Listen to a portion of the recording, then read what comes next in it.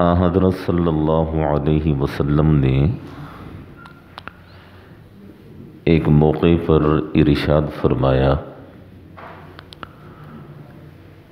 کہ سابقہ قوموں میں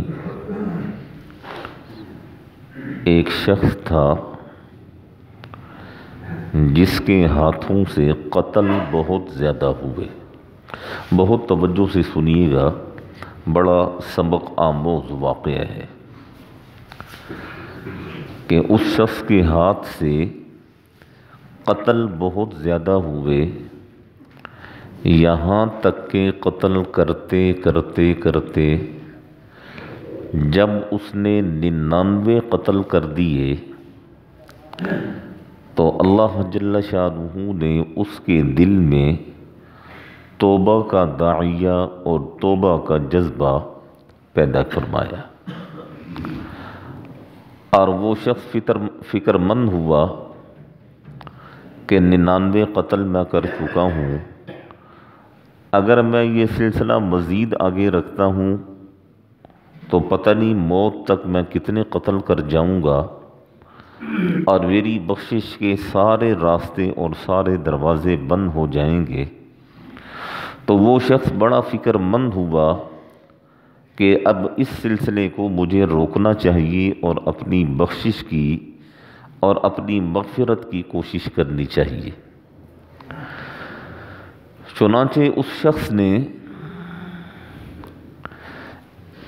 کسی آدمی سے پوچھا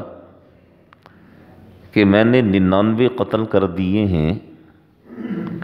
یہ بتاؤ میری بخشش ہو جائے گی؟ تو وہ جس سے پوچھا گیا اس نے پتہ کیا کہا؟ دیکھیں، ایک چیز ذہن میں رکھیں، حوصلہ افزائی کرنا بہت ضروری ہے، اور یہ حوصلہ افزائی کرنا یہ ہر کسی کا کام نہیں ہے،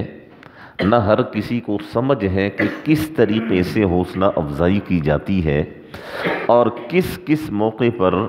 حوصلہ افزائی کرنا بہت ضروری ہے۔ دیکھیں، ہم یہاں بچوں کو پڑھاتے ہیں تو جب کوئی انسان بچوں کو پڑھاتا ہے تو ہر قسم کا بچہ آتا ہے،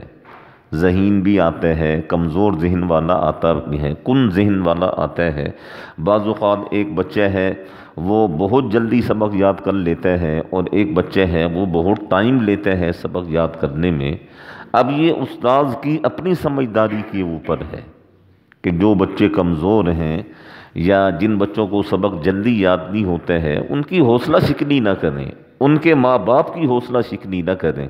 بلکہ حوصلہ دیں، چلے یار کوئی بات نہیں، 1 سال میں نہیں 2 سال میں ہو جائے گا، چلیں کوئی بات نہیں، 10 لائنیں نہیں 5 لائنیں یاد کر لے گا۔ حوصلہ افزائی کریں تاکہ وہ نیکی کی طرف چلتے رہیں۔ تو یہ شخص جس کے پاس پہنچا، اس اللہ کے بندے نے کہا، یار تو 99 قتل کر چکے ہے اور اب بھی تو بخشش کی امید لگائے بیٹھے ہے، 99 قتل تو کر چکے ہے اب بھی بخشش کی امید لگائے بیٹھے ہے، تو دوزخ کے سب سے نچلے درجے میں جائے گا۔ ہمارے ہاں یہ بھی بڑا المیہ ہے، بات بات پر ہم دوسرے کو کہہ دیتے ہیں یار تو جہنم میں جائے گا، تو دوزخی ہے، تو دوزخ کے سب سے نچلے درجے میں جائے گا، یعنی ہم اپنی طرف سے ہی فتوے ٹھوک دیتے ہیں، جبکہ ایسا نہیں کرنا چاہیے۔ تو اس شخص نے کہا کہ 99 قتل کرنے کے بعد تو بخشش کی امید لگائے بیٹھے، تجھ سے برا انسان اس دھرتی پر کوئی نہیں ہے، تو دوزخ کے سب سے نچلے درجے میں جائے گا۔ تو جس شخص نے 99 قتل کیے تھے اس نے کہا، یار یہ 99 کیا ہوتے ہیں، کیوں نہ 100 تو پورے کیے جائیں، لوگوں میں نام تو ہو کہ اس نے 100 قتل کیے ہیں۔ اور 100واں قتل اس نے کہا میں تیرا ہی کروں گا جو مجھے جہنم میں پھینک رہا ہے، میں تو جہنم میں جاؤں گا یا نہیں، تو اس دنیا سے دفع ہونا، تجھے تو پتہ ہی نہیں ہے کہ کسی کی حوصلہ افزائی کس طرح کی جاتی ہے۔ اور اس نے کھڑے کھڑے اس آدمی کو بھی اس نے قتل کر دیا اور ٹھکانے لگا دیے، اور 100 آدمیوں کا قتل اس نے کیا۔ اور 100 آدمیوں کا قتل کرنے کے بعد دل میں ایک کوڑن تو تھی، شرمندگی تو تھی، اور سیدھا راستہ تو یہ تلاش کر ہی رہا تھا۔ پھر ایک اور آدمی کے پاس گیا اور اس سے کہتا ہے کہ یار اس طریقے سے وہ 99 قتل ہوئے تھے اور میں نے جو ہے وہ توبہ کرنے کا ارادہ کیا، میں نے سٹاپ بھی کیا، اور میں نے وہ ایک آدمی سے پوچھا، وہ تو کوئی عجیب ہی آدمی تھا، وہ تو مجھے کہتا ہے کہ تو دوزخ کے نچلے درجے میں جائے گا، تیرے لیے بخشش کے مغفرت کے سارے دروازے بند ہیں، تو میں نے اسے بھی قتل کر دیا۔ میں نے کہا چل یار تو نکلنا ہی اس دنیا سے، تو جا کے دیکھ جہنم کسے کہتے ہیں، جنت کسے کہتے ہیں، میں تو توبہ کر کے ہی اس دنیا سے جاؤں گا۔ تو 100 آدمیوں کو میں نے قتل کیا ہے، اب مجھے بتاؤ میرے لیے نجات کا کوئی راستہ ہے، میرے لیے توبہ کا کوئی راستہ ہے، میرے لیے مغفرت کا کوئی راستہ ہے، میرے لیے بچاؤ کا کوئی راستہ ہے، مجھے کوئی راستہ بتاؤ۔ تو اس شخص نے کہا یار تم فلاں بستی میں چلے جاؤ، اور فلاں بستی کے رہنے والے لوگ وہ بڑے نیک ہیں، متقی ہیں، پارسا ہیں، اللہ سے ڈرنے والے ہیں، تم وہاں چلے جاؤ تو یقیناً تمہیں وہاں کوئی نہ کوئی راستہ مل ہی جائے گا، اور تمہاری بخشش کا کوئی نہ کوئی سبب اور ذریعہ بن جائے گا۔ تو یہ 100 آدمیوں کا قاتل یہ اپنی بستی سے نکلتا ہے اور اس بستی کی طرف جاتا ہے جہاں وہ نیک لوگ رہا کرتے تھے، اور اس کی نیت، اس کا ارادہ کیا ہے؟ اس کی نیت اور اس کا ارادہ یہ ہے کہ میں جا کر توبہ تائب ہوں گا اور اس دنیا میں ہی اپنے یہ 100 قتل میں معاف کرواؤں گا۔ چنانچہ اس نے چلنا شروع کیا،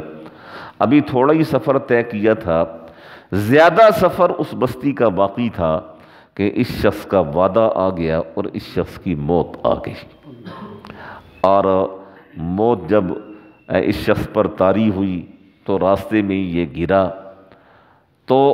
آپ صلی اللہ علیہ وسلم فرماتے ہیں کہ دونوں فرشتے وہاں پر پہنچ گئے، وہ فرشتے جو جنت پر مامور ہیں اور وہ فرشتے جو دوزخ کے اوپر مامور ہیں۔ دوزخ والے فرشتوں نے کہا کہ اس نے تو 100 آدمیوں کو قتل کیا ہے، اسے تو ہم لے کر جائیں گے اور دوزخ میں پھینکیں گے، اور جنت والے فرشتوں نے کہا کہ نہیں، یہ تو توبہ کی نیت سے نکلا تھا، اللہ نے اس کی توبہ کو قبول کر لیا ہے، ہم اسے جنت میں لے کر جائیں گے۔ تو آپ صلی اللہ علیہ وسلم نے فرمایا کہ اسی چیز پر فرشتوں کی تکرار ہوئی کہ دوزخ والے کہتے تھے ہم لے جائیں گے، جنت والے کہتے تھے ہم لے جائیں گے، اور جس بستی سے یہ نکلا تھا ابھی تھوڑا ہی سفر کیا تھا، جس بستی کی طرف جانا تھا اس بستی کا سفر زیادہ باقی تھا، تو اللہ جل شانہ نے زمین کے اس حصے کو حکم دیا جس کا سفر زیادہ باقی تھا، حکم دیا کہ زمین سکڑ جائے۔ چنانچہ وہ زمین سکڑ گئی، اور جو سفر یہ طے کر چکا تھا زمین کے اس حصے کے حکم دیا کہ اور لمبی ہو جا، وہ زمین اور لمبی ہوگی۔ اور آپ صلی اللہ علیہ وسلم نے پھر دوزخ اور جنت کے فرشتوں سے فرمایا کہ دیکھو جہاں یہ آدمی گرا ہے دونوں طرف کی زمین کی پیمائش کر لو، اگر اس شخص نے زیادہ سفر کر لیا ہے تو پھر اسے جنت میں لے جاؤ، اور اگر اس شخص نے تھوڑا سفر کیا ہے تو پھر اسے دوزخ میں پھینک دو۔